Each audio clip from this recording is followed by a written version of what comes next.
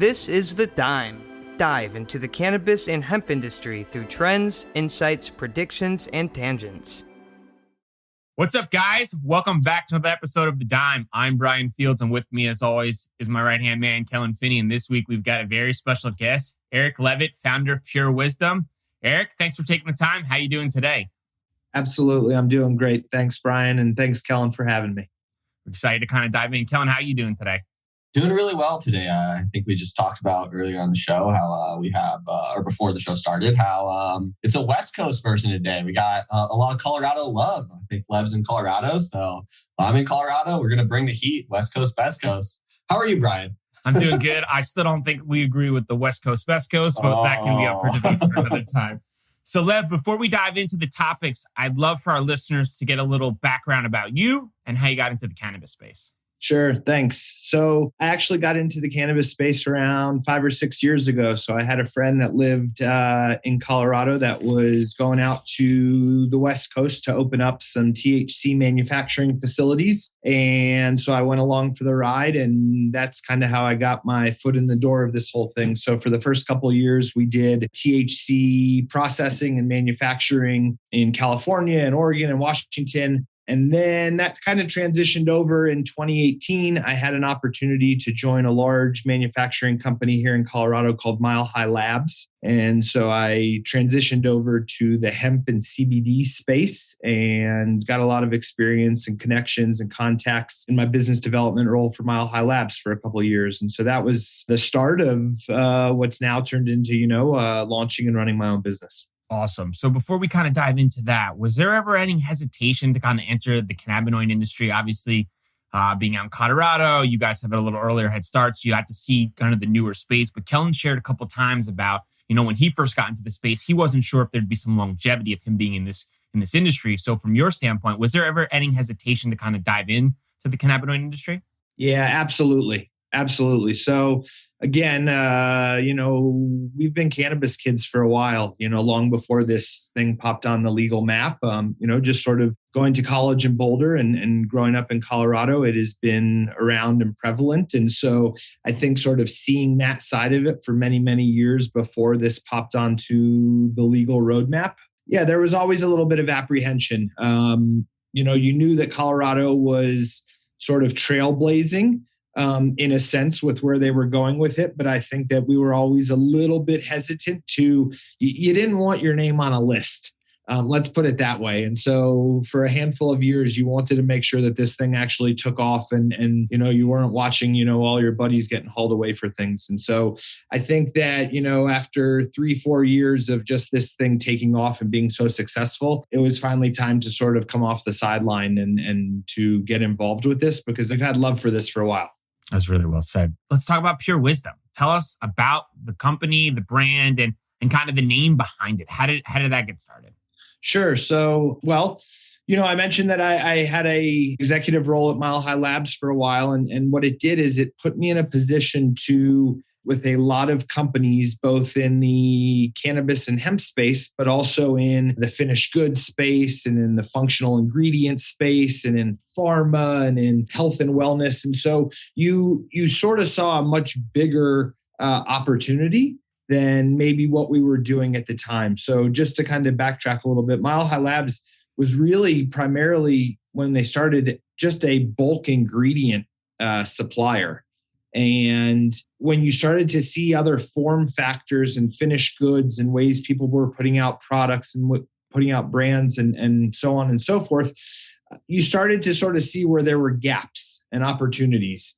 And so that's kind of where it all started, was just sort of watching from that lens and seeing that there were some opportunities that people weren't really tapping into, using more mainstream methods of delivery and using a little bit, sort of less cannabis branding, so to speak, and a little bit more, looking at it from a health and wellness. And so that's kind of where the thing all started. As far as where the name Pure Wisdom came about, I wanted to try and create something that spoke to the integrity of the ingredients that we were using and that this was kind of next level technology that we were applying towards these cannabinoids and other functional ingredients. And so, I have a good buddy who lives down in Crested Butte. His name is Scott Reamer, and Scott has been insanely helpful and involved with helping guide the creation of this. And so between putting our heads together, Scott and I came up with Pure Wisdom because we thought that kind of spoke to the direction that we wanted to take the brand and the things that were most important to the brand itself. I think that's so well said, because obviously separating yourself from the peers is extremely challenging. When consumers who are unfamiliar with the brand, they read a label, the title and the name of the company has to connect with them really instantaneous in order to kind of give it a second look, in order to elaborate whether or not this is going to be a product I'm going to select. So Kellen, going to your side, obviously Eric's done an amazing job kind of positioning that. With the CBD space being so challenging, which one of the products, in your opinion, do you think kind of separates and kind of expand in that area? One product in particular is I'm a fan of, actually, and it is the product with lion's mane mushrooms in it. I'm always trying to get better, you know what I mean? I kind of read a lot of self-help books and those kind of things. And nootropics, right? Is that how you say it? Anyone agree, right? Nootropics is Do you know what I'm talking about when I say nootropics? Nope. Yes. I do not. All right. So I knew Lev did, because it's in his, sure. it's in his product, right? No, but nootropics are the use of chemicals found in nature to help with your cognitive function, right? And lion's mane's long been one. Is it from Chinese herbal medicine? Is that where it originated from? Do you know that? I just know that humans have had a relationship, like a symbiotic relationship with mushrooms for thousands of years. Yeah, totally. And so I don't know where it exactly traces back to, but I know that it's been used as a source of not only food, but medicine and, many other ways that it has benefited humans long before any of us were even, around. And so that was sort of, one of the main reasons why I wanted to pull that in as one of the first functional ingredients. There was a lot of people doing things with, the ashwagandhas of the world and melatonins and things like that. And so again, and we can get into this more in a little while, but in the spirit of just differentiating, but using stuff that we're all familiar with and is already starting to become, very routine. That was sort of the reason why we pulled in things like lion's mane, cordyceps, and reishi mushrooms. Yeah, I think it's incredible because the biggest tout regarding CBD is anti-inflammatory, right? And so if you pair an anti-inflammatory agent with something that needs to be absorbed, I would imagine it increases bioavailability of those kind of active chemicals that are in lion's mane that provide the cognitive benefit that everyone's looking for. So I think it's honestly a brilliant combination. How did you kind of settle on lion's mane from an ingredient to include? Had you taken lion's mane previously without CBD and then you're kind of experimenting? Kind of walk us through that whole process. Yeah, it's a great question. And so I had definitely done some research and had definitely been experimenting sort of, I think that we're all somewhat of, like kitchen scientists where, you combine a couple things and you try it out. And so there, I was turned on to sort of the host defense and Paul Stamets and everything that they were doing with putting out supplements and putting out various mushrooms and things like that. And so from an immunity standpoint, and I had taken a few of these. And so that's kind of where it all started. And then, and just sort of looking at what each of these various mushrooms contributes or the various benefits it gives you. Some of them align really well with some of these other minor cannabinoids that we are talking about and that we're formulating with. And so once you sort of put all the pieces out on the board, it was sort of easy to see who paired up well together. And so to your point, when we're looking at something that is designed for cognitive benefits and focus and energy, lion's mane sort of fits that description really well. And then so does CBG. And so, Pure Wisdom is not only CBD. Obviously there are other minor cannabinoids that provide tremendous amounts of benefits. And so in the one that you're specifically talking about, CBG and lion's mane they ride in the front seat of that, and they pair up very well together because it's super cognitive and focused. I want to learn more about like the formulation period, right? So you're talking about how they work really nicely together. Take us through like how you figured that out. Was that trial and error? Was that continuous research? Because that's a challenging puzzle piece you're putting together, right? You've got three variables. You're trying to figure out how well they play together. And then you're trying to kind of align them together and be like, consistency standpoint, we think this is a good match for a general user going forward. So take us through the formulation experience. Sure. So, so I'm based out of Denver, Colorado, and Pure Wisdom has a co-man that's located in Denver. And so I have access to some food scientists, and these are guys that came from, the pharma world, but they have, it's a GMP facility that has every, tool and bell and whistle that you need. And so a lot of it was sitting down with these guys and in front of a whiteboard and sharing, ideas of what I was looking to accomplish, and then going out and sourcing the ingredients and make sure we're vetting it and getting it from,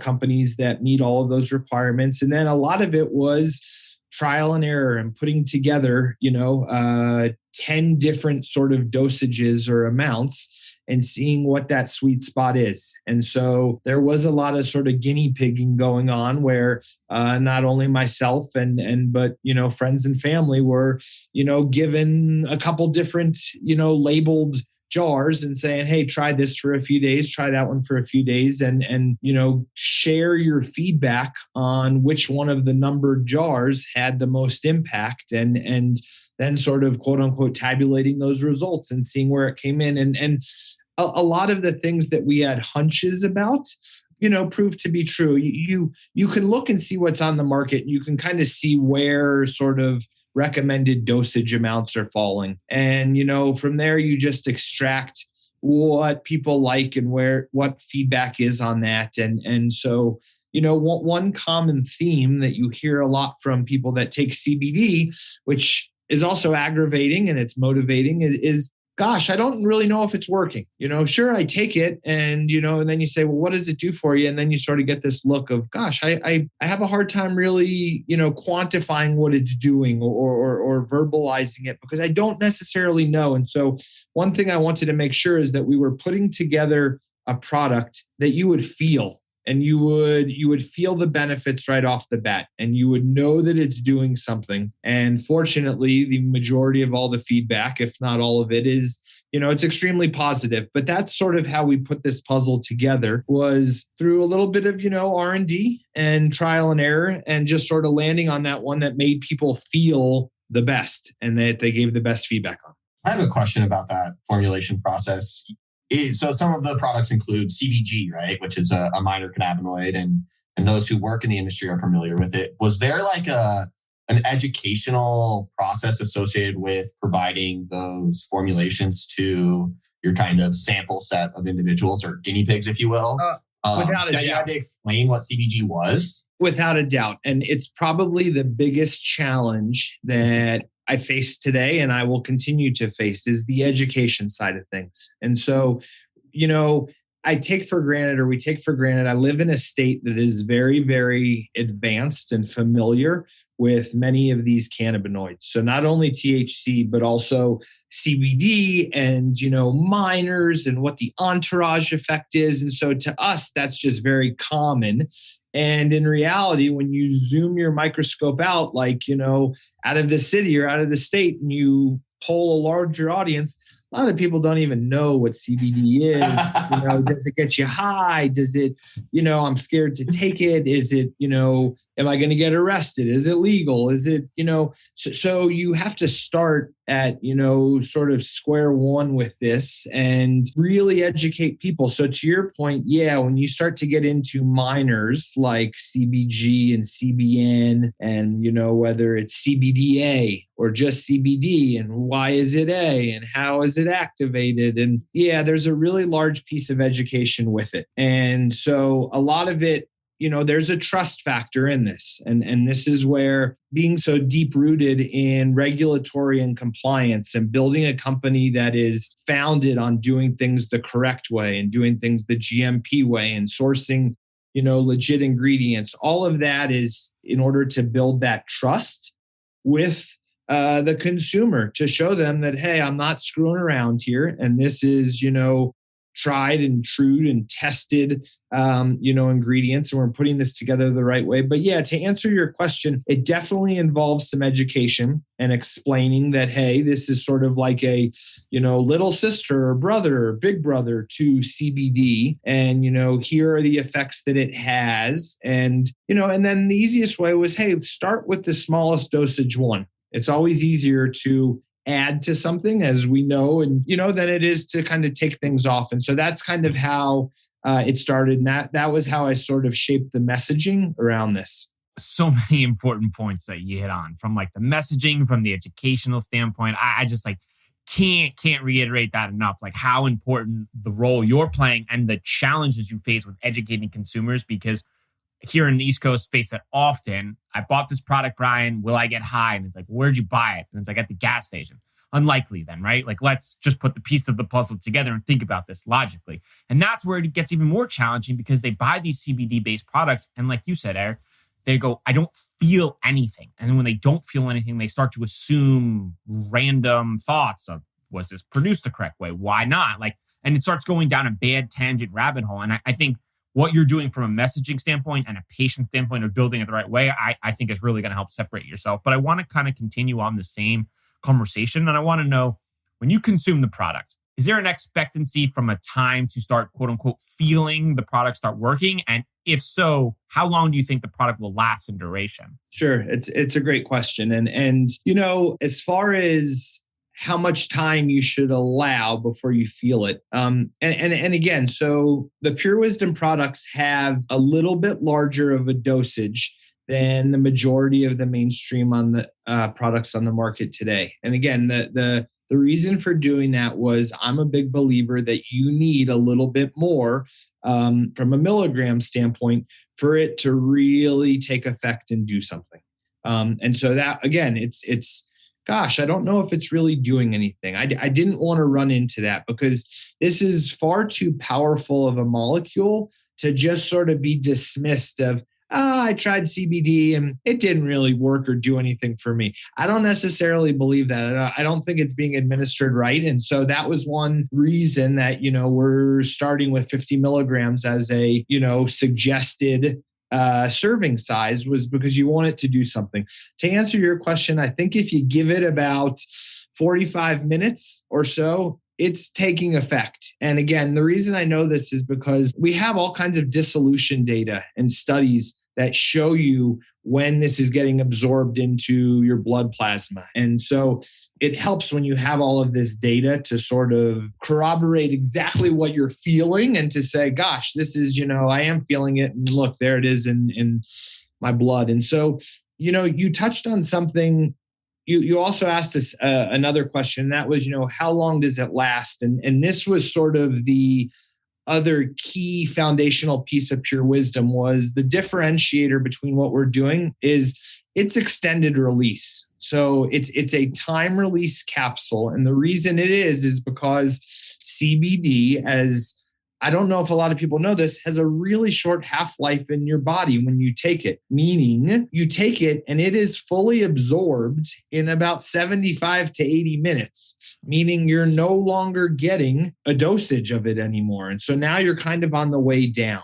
And listen, that might be another reason why people say, I don't know if it's doing anything, because it kind of did it. It came and went before you even knew it. And so the technology that we're using with Pure Wisdom is time release. It's extended release. And so through that dissolution study that we have and that we've run a few times, you're still getting a dosage at hour 5, at hour 6. It starts to taper off at hour 6. But the way that we're formulating and constructing this, you are getting a consistent dosage for those first 5 or 6 hours. And so this is something that's going to give you benefit for 5, 6, 7 hours before you start to say, I think I need to take a little more. Hey, it's time for dinner. I think that's so well said. And Kellen, I want to talk about the story at MJ Biz when we were running on fumes. We were exhausted from the show and we were just looking around each other in the room being like, all right, we need to get another second boost. And like you pulled out the the capsules, and we're so grateful that you had them this moment. And Eric, I'm going to be completely transparent. Before I took it, I was hesitant. I was like, I've took hundreds of these products. Most of the time I feel nothing, especially when on the label it says so clearly energy focus boost. So I was like optimistic and trusting you that it would work, but also hesitant at the same aspect that like, is this going to help me? I'm so tired in this moment. We popped it. We went to another networking event. And I remember looking at Kellen at the event and being like, I'm back, dude. Like I got a second wave. I feel good. Like it absolutely works. And I wanted to text you in that moment how excited I was. But granted, knowing the time it would have been rude to wake you up. But Kellen, I mean, given that story and understanding the challenges, like, do you think consumers who would try Eric's product would have a different approach if they might have had, let's say, an off-putting experience the first time? Yeah, definitely. And I think that honestly, the off-putting experience is more common than I think people make out, just because of the fact that it is a very new industry still. And there is a lot of bright-eyed, bushy-tailed people out there who want to kind of get involved, and they just jump in and they move fast and break things, right? And so there's a lot of products out there that like you mentioned, your buddies who are buying stuff at the gas station who might not even have CBD in it, right? And so I think that there's a lot of experiences like that where people finally, they've seen CBD around enough. They go, okay, I'll buy some and try it.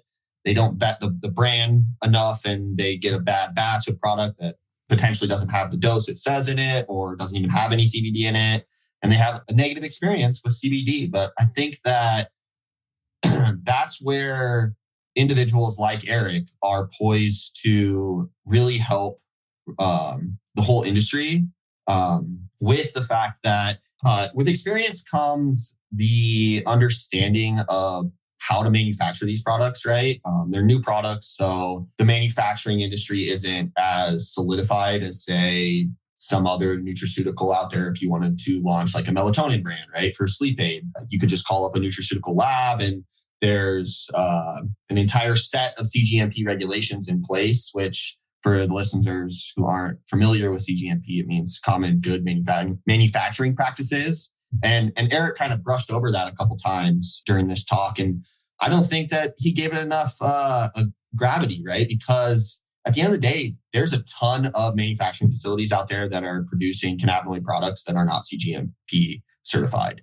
And it's actually very rare for these manufacturing facilities to have that accreditation currently. What's the benefit for our listeners unfamiliar? What's the benefit of being cGMP? Lev, you wanna dive into that, or you want me to elaborate on that? Go for it, and then I'll fill in the gaps. That'd be awesome. Deal. So cGMP means that there is a set method for manufacturing the product that is followed every single time. And that includes specific testing protocols, and mainly it includes a third-party vetted quality management program where they've shown to a third-party subjective entity that they're manufacturing what they say they're manufacturing from a concentration perspective and a dosage perspective, and they're following kind of traditional either nutraceutical or pharmaceutical guidelines to produce chemicals that don't have contaminants that are going to be detrimental to consumers.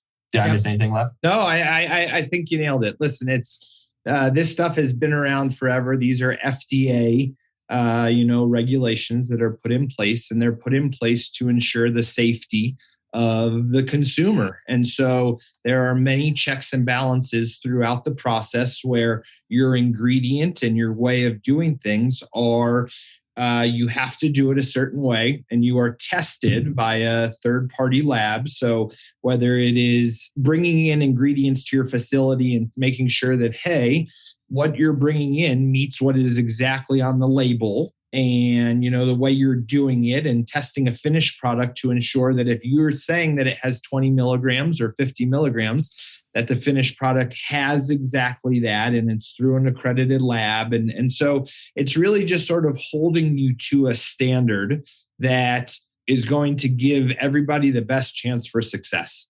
and to put everybody at peace of mind that this is done the correct way. And, we're not cutting corners just to save some money on costs, or we're not cutting corners to save money on time. You follow these steps, and that's sort of what the 111, 117, whether it's, for a dietary supplement or food and drug, those are the various standards. These are the type of standards that I think consumers come to expect from other industries, but in our industry that it's not yet mandatory. I think the assumption is still that it happens. And I wonder if that's going to be a big myth that kind of has to get dispelled over time. That, I think that that's one of the main reasons why you hear people constantly pushing for this regulatory pathway and guidance from the FDA, is because until they clearly define what that is, people can cut corners and people can, be a little bit cute with how they want to do things. And so until there is that sort of spelled out pathway and rules and regulations, you don't have to do that. But again, in sort of how I got into this industry, it's sort of quote unquote how we were raised. And you do this way because when this really gets going, you are going to be in a position to really be successful. And you're not going to have to change things and go backwards. If you start this off and raise the bar really high from the get-go, it's only going to contribute to the success of the product and the company and help others on the way. And the industry, right? Because I think that mentality is something that the industry lacked at the beginning of the end of prohibition, if you will. There's a lot of people that just jumped in being like, oh, I'm going to hang out for a year and be a millionaire and I'll just peace out and have my little exit strategy. And they cut all the corners they could to increase margins and all of those things. So that poor mindset, a lot of individuals early on in the industry, I think led to kind of a bad taste in investors' mouth and kind of the bad taste for the industry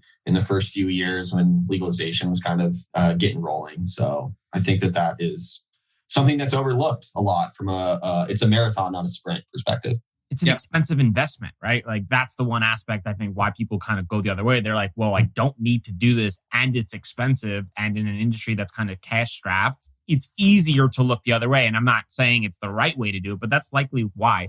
So before we kind of dive into some of the other products, Lev, I want to know, what was one of the challenges that you faced in setting up Pure Wisdom that an everyday person would not know about? Sure. Well, we touched on one of them, and that is it's education. It's the message. So that's one of them. Is you have to remember who your audience is, and with something like CBD and hemp-derived products, the audience is basically everybody in the United States. There might be one or two outlier states that don't necessarily want you shipping it or driving it through or this or that. But for the most part, we can ship anywhere in the US and even many countries internationally. And so it's understanding who that audience is and tailoring a message or tailoring multiple messages. Because like you said, maybe up in the Northeast, a lot of folks don't even know what it is. Where in Colorado, okay, they might be, a little bit more advanced, but they might not know some of the nuances of minor cannabinoids like CBG and CBN. So one of the biggest challenges is tailoring the message for who the audience is. The other is because there is not sort of federal guidance on this is still viewed federally as illegal. And so when it goes to marketing a product, I can't pay to play in the sense of, okay, this is when you're bootstrapping a company and you're starting it on your own and this and that, you can use tools like social media. You can use the Instagrams and the Facebooks of the world, and you can kind of pay to play. And what I mean by that is you can pay to boost an ad, a promotion, a message, and get it to a much larger audience. In this case, you still can't do that, because there is still this gray area of what hemp and CBD is. And so back to your point of what's an everyday challenge or the biggest challenge, it's things like that. It's having to do things really organically and sort of get your message out that way versus being able to have a marketing budget and apply this monthly spend to getting it out to a certain part of the country. And so those are, some of the everyday challenges. Obviously, the easy ones to talk about are things like banking. That's a nightmare. That's also hard, though. It is. And listen, I read your guys' playbook, your monthly playbook, and I'm obviously not the only person that is feeling those challenges or pains. One of the consistent messages that you guys drive home, and it's awesome, is hey, we really need to do something for all of these companies out there and for the sake of the industry, and get things like banking and financial things in place and get some of these other sort of regulatory guidances in place so that everybody can be treated like any other business or company out there. I mean, it's frustrating as hell when, we pay taxes like every other business and we're treated like every other company, whether it's, a vitamin company or a pharma company or a food company, but yet they don't afford you all of those, benefits in the form of, hey, go into this bank, or hey, open this account, or, even if it's Venmo or PayPal, they look at you like you're a bad guy. And so that part is, it's challenging. It's aggravating and challenging. The list of challenges is almost endless, right? You're going through like a real one with the marketing, and then also you're like, by the way, banking too, also super hard. And it just kind of like spirals out of control. And maybe this is a bad analogy, but for some of our listeners that are unfamiliar with how hard it is, it's like being a construction worker and not being able to use like a hammer or a screw or like a drill, right? And like, this is how it works. This is what we've always done in marketing. And they're like, oh, by the way, you can't use any of these tools. And by the way, you can't do banking, and it also is illegal. So all these other areas just makes it so much harder. So I guess then go. It's like we talked about doing things by the book and doing things the right way. And, we spent a few minutes talking about, cGMP and so staying true to that. But then when other areas of your business, you sort of have to bend it a little bit here to do your banking, or bend it this way to, send out a marketing message, or, in some ways you want to be very traditional. And in other ways, you really got to get creative in order to keep this thing afloat. What's the next set of products on the roadmap?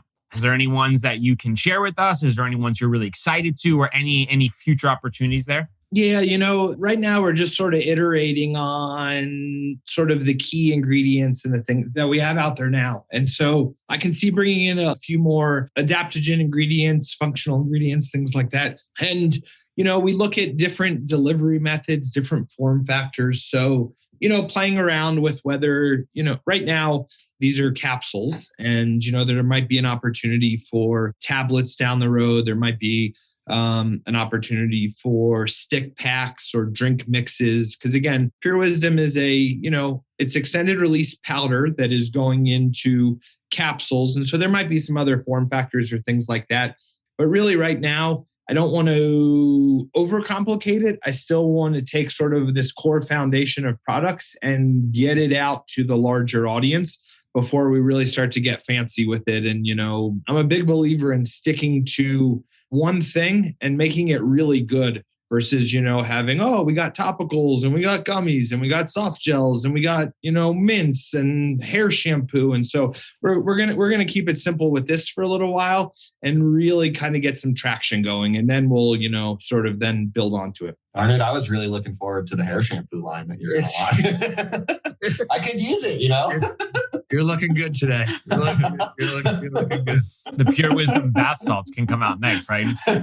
People will start consuming those and be like, I'm hallucinating. Well, we're making a joke about it, and obviously, but when you look at the industry, there's a bazillion companies out there, and everybody is putting CBD into everything.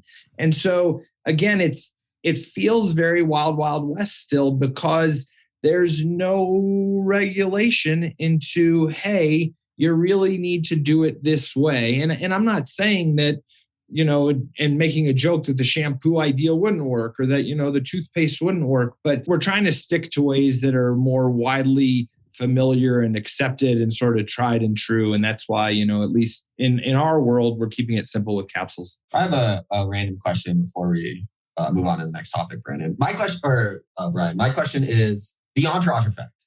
So Lev, do you believe that the entourage effect is also in play with the addition of like lion's mane and some of these other ingredients? Yeah, it's a great question. There is 100% synergy between. So I use the word synergy because now we're pulling in other ingredients besides just cannabinoids. But yeah, when it's cannabinoids only, hell yeah, there is a entourage effect when, the little brothers and sisters of, CBG and CBN and in large part when there is a little bit of THC in the product. And just to clarify, there is 0 THC in Pure Wisdom products today.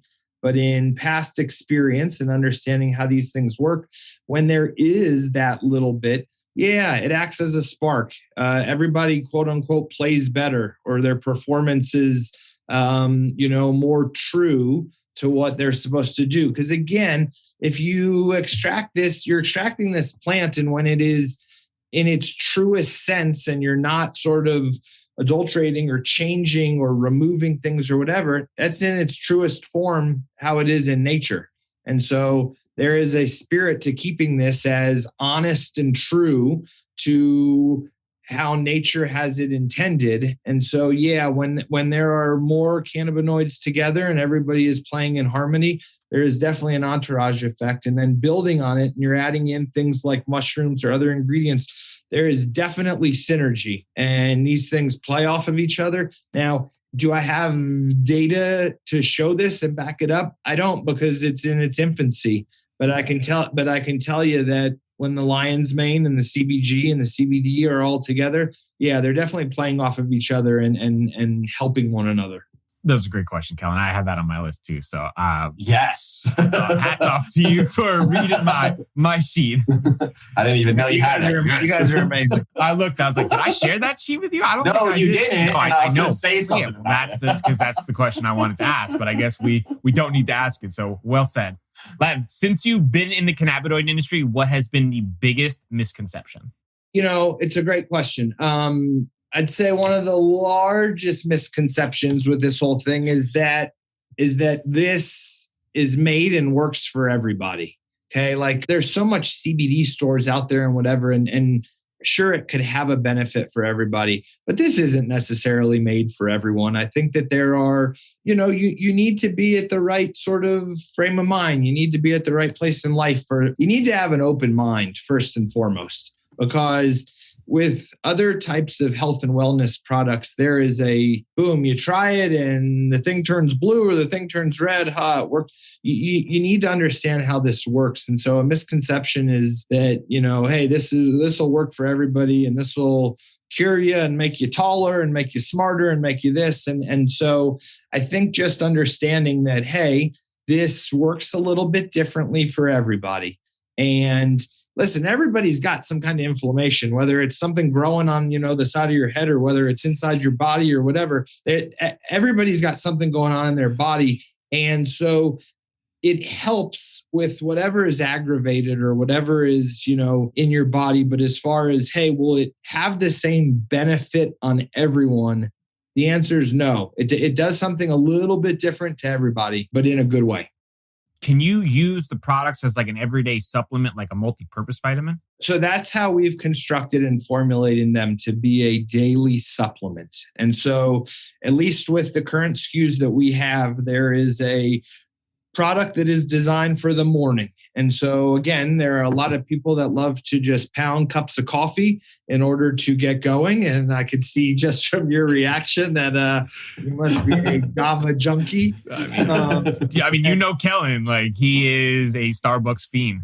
Oh yeah. And so, this is designed as a daily supplement. So there is one to start your day off and to kind of give you that little pep in your step. And that's the one with the lion's mane and the CBG. There is an all day one that is just meant to sort of take the edge off and just to kind of remove the anxiety. Listen, we're in a day and age where things are tougher and crazier and wackier than ever right now. And so there is extra stress and there is extra just sort of mental discomfort. And so that's kind of what was the impetus to create this whole thing, was to get away from taking, a lot of these readily available opioids that are all over the place, that are just so easy access to, but that are so damaging in the long run to your mental health and wellness. And so not to get off on that tangent. And then there's one for the evening. And so there's people that have a hard time sleeping, staying asleep, falling asleep. And so we designed one for the evening as well that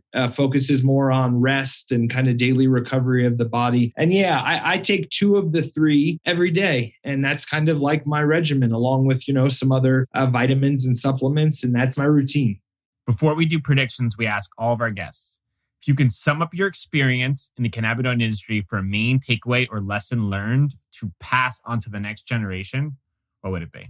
That's a great question. I thought when you were talking about predictions, we were going to talk about, week 16 football picks and things like that. Predictions are next, but we will not talk about football. I got very excited. That's why I thought I was on this show. Unfortunately. But no, the takeaway is there's a lot of different ways to do this. And, when I got into it in the cannabis space, there's a lot of corners that can be cut. And I think the takeaway is when you do this right, and it's like with anything in life, when you do it right from the get-go, there's less things that you got to worry about down the road. You just build it correctly the first time, and then you know that it will stand no matter sort of what regulation and guidance and sort of rules come into it. It's built with that already in place. And so I think just approaching it the right way and doing it honestly and building it as something that, hey, you're comfortable with your family taking this and your friends taking it. That's kind of the biggest sort of thing that I would pass on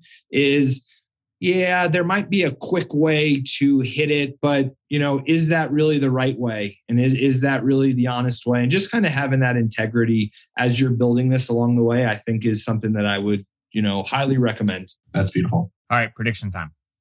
Eric, which cannabinoid use case or quote unquote effect, those are air quotes for those who are listening, do you think will be the first to be mass adopted? And if I did mangle that question, an example would be sleep, focus, recovery. Which area do you think will be the first to be mass adopted with the cannabinoids? That's a great question. As I look into my crystal ball and more just with the experience that I've had in the last year of launching this company, it seems like the most feedback and the biggest thing is around CBG. So, CBD was the first one out there because, again, when you extract the hemp plant, it's the one that's most readily available. It's the one that there's the most of it. And so that's kind of why it's leading the charge. But as far as, and again, this is just a complete, hunch, but CBG, when it's around, really promotes a lot of the feeling that it gives the body, the feeling that it gives the mind it's in line with all of the things that kind of humans are quote unquote already,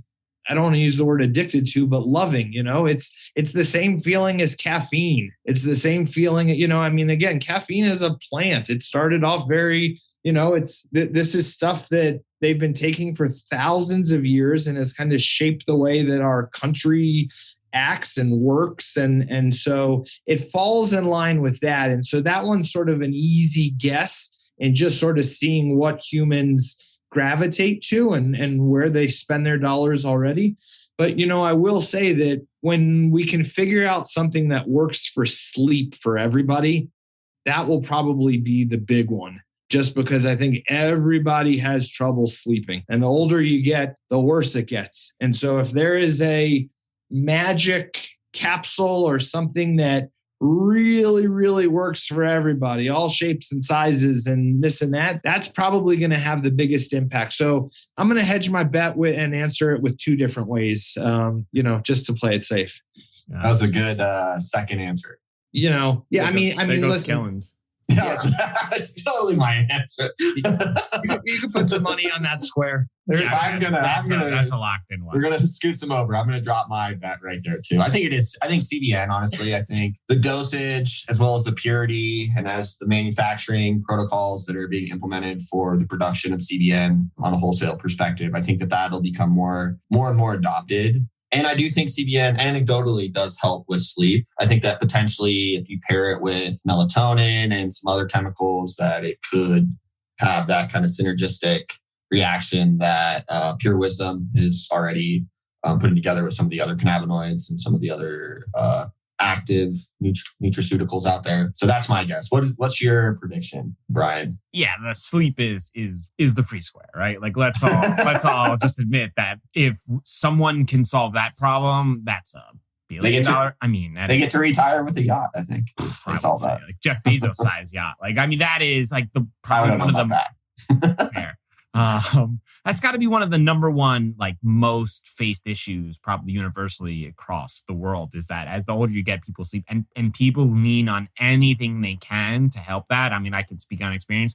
My mom would do anything if she could guarantee a good night's sleep on a regular basis and has tried so many different products. And at a certain point, I think she's almost given up to think like she's just never gonna have a good night's sleep. And mama, if you're listening, which you likely are not, you got to figure it out eventually and try one of Eric's products. And Pure Wisdom would be happy to send your mom a care package, and she could try these out. And listen, if it works for her, then I'll start asking her to make posts on Instagram. Yeah, she'll definitely make the post, but you'll have to send this to her offline because there's a very good chance she's not listening to this podcast. But the one that I'm going to take is going to be the fitness recovery aspect. I think, like you were saying, Eric, like the pain and the inflammation as people kind of age is going to be one of those where it's going to continue to move in that route where they're going to want to have a replacement for the opioids or the Advil. And the anxiety-induced experience like you were facing is another one that I think is an emerging one. So I wonder if I was going to have to hedge my bets and I can't take the sleep one, I might go 50-50 or 40-60 on the anxiety-based and the recovery fitness side. And again, that goes back to there's not necessarily a one size fits all. There's, right. We all have a laundry list of, issues and challenges that we're dealing with every day. And so to pick one or two of them and to try and at least get that into a comfortable place and then say, all right, now I'll tackle the beast of sleep or whatever it is it's a challenge. Yeah, it's a go in. So Eric, for those who are interested in trying your products, getting in touch, where can they reach you and where can they learn more? Yeah, thanks a lot. So we have a website. It's www.purewisdomfoods.com. You could also go to Pure Wisdom CBD and it reroutes you there. There is a total full service e-commerce platform. We have smaller size blister packs that you can, try these things for under $10. It's before you, have to spend a little bit more to get in and, kind of get a full size bottle. You can also send an email to info@purewisdomfoods.com. Just share with us what you're looking for. And, again, we're pretty customer centric. We will respond quickly and we'll get you some stuff to try out. And hopefully it's a good fit for you. I think it will be. Thanks so much for your time, Eric. Yeah, thanks, you guys. Really enjoyed it. Keep up the good work. Listen with the monthly playbook and the podcast. And hopefully I'm back another time and we can pick it back up. Love it. Sounds good. All right. Happy holidays. Thanks, guys. Happy holidays.